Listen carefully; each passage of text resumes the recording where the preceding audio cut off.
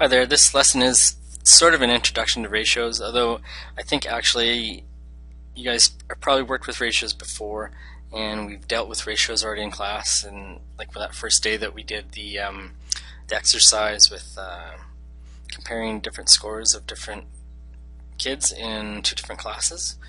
But anyways, this is like some sort of more formal sort of introduction and specific ideas about ratios.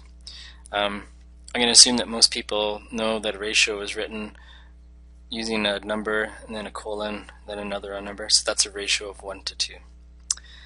Anyways, to begin with, we're first kind of an introduction to thinking about how we can compare groups of objects. So we have three different kinds of objects. We have rectangles, circles, and triangles, and how many ways can we compare these groups of objects? So we could say something like circles to triangles, triangles, and then we could count the numbers. So there's 1, 2, 3, 6 circles and 4 triangles. You could do something like circles to rectangles, so that'd be like 6 to 2.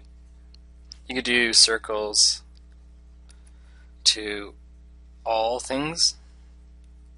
So we have 6 circles, and then we have 1, 2, 3, 4, 5, 6, 7, 8, 9, 10, 11, 12. So those are just 3 different comparisons. We could also think about, some people have already, I know in class, have thought about this in terms of reducing this. So that's the same as 3 to 2. This is the same as 3 to 1. That's the same as 1 to 2. And there's even more, right? You can do triangles to rectangles. So triangles to rectangles would be 4 to 2. Triangles to whole, rectangles to whole. Lots of different ways to look at it. That's basically what ratios are. They're comparing different things, and using these examples we can say, what is a part-to-part ratio? That's like the idea of one thing to one thing. So an example would be circle to triangle. That's a part to a part. And the part to whole is one thing to all of it put together.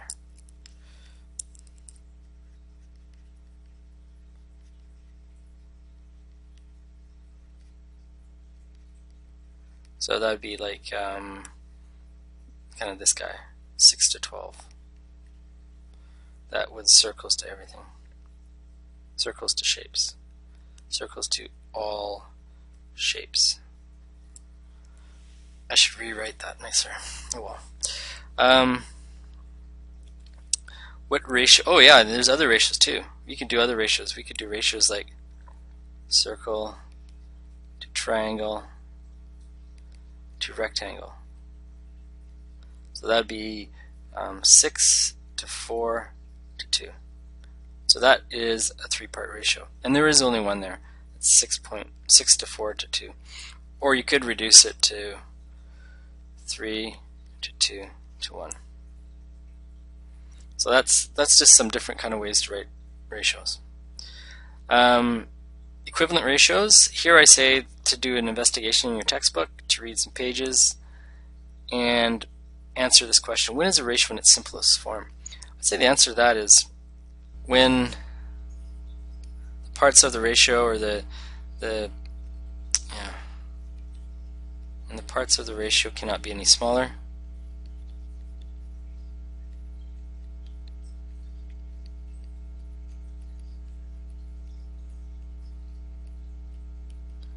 or we could say it's when the parts of the ratio no longer have any common factors.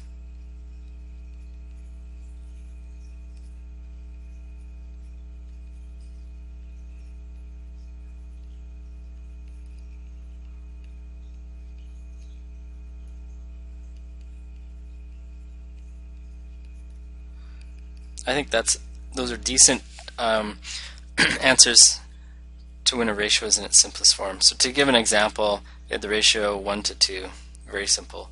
That's in its simplest form. Let me do another example that kind of shows what I'm talking about here and here. Let's suppose we have the ratio 4 to 6. Intuitively, I think many people would say, well, that's the same as 2 to 3. Okay, but let's think about it in these terms of when the parts of the ratio do not have any common factors. So let's first of all rewrite this ratio as a fraction. Okay, so 4 to 6 is similar, can be represented as a fraction of 4/6. So that's the same as saying 2 times 2 over 2 times 3. And what I'm saying is the parts of the ratio, so 4 is a part and 6 is a part, it's made up of these factors, and as it stands right here, these two parts have a common factor, which is 2. 2 and 2 is common to both. But if we cancel those out, that's equal to 2 over 3. There no longer is any common factors in 2 and 3. So that's a ratio in its simplest form. Maybe another one to look at could be, say, 8 to 12. So if we represent that as a fraction as 8 over 12, that could be the same as 4 times 2 divided by 4 times 3. Again, we can see there's a common factor that if we cancel out, it's equal to 2/3. So we could also say then that 8/12 is the same as 2/3. These are equivalent. They're equivalent. This is simplest form, this one here.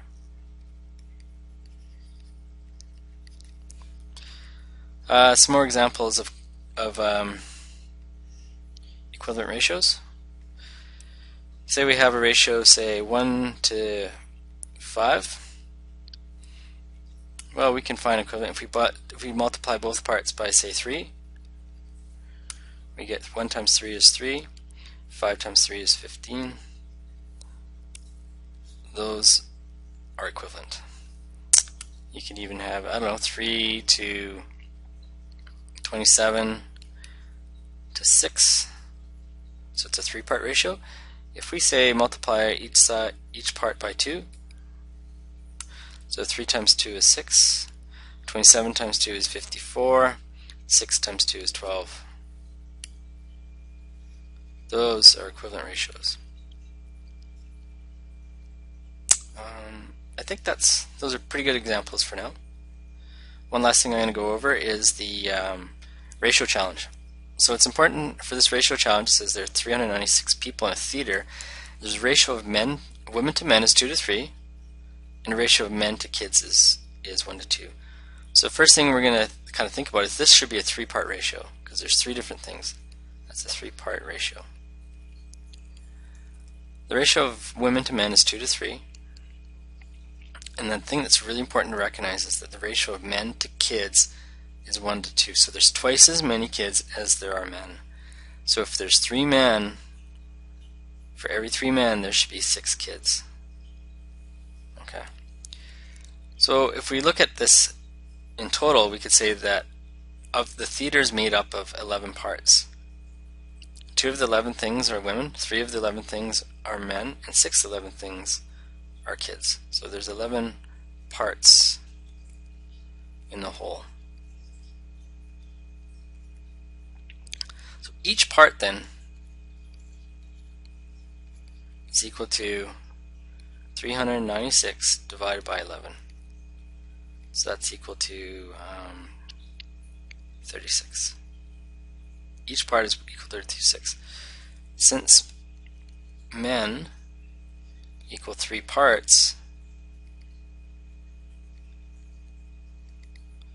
men equals 3 times 36, which is equal to 108.